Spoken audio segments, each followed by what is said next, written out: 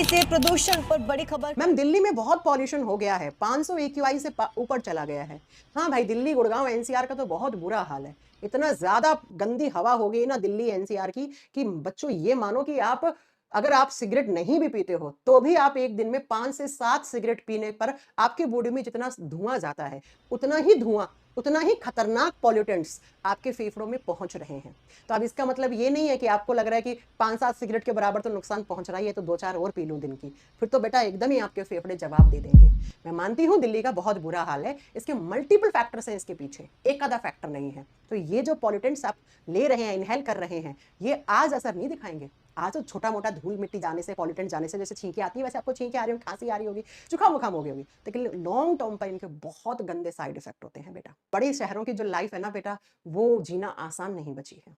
हाँ, देखो, कमाने के लिए, मज़दूरी करने के लिए, 4 पैसा कमाने के लिए शहर जाना ज़रूरी है, गलत नहीं है।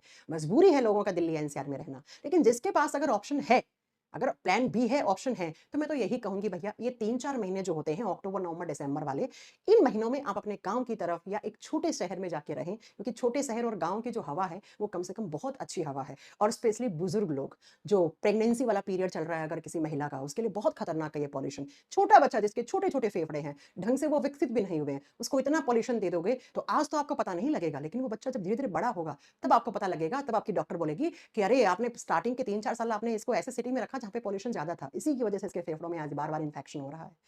ठीक है? तो कोशिश करें छोटे शहरों में या 3-4 महीने के लिए, अगर अगर ऑप्शन है तो। अब नहीं है तो बेटा वही है ना, कमाने के लिए 4 पैसे में शहर निकला।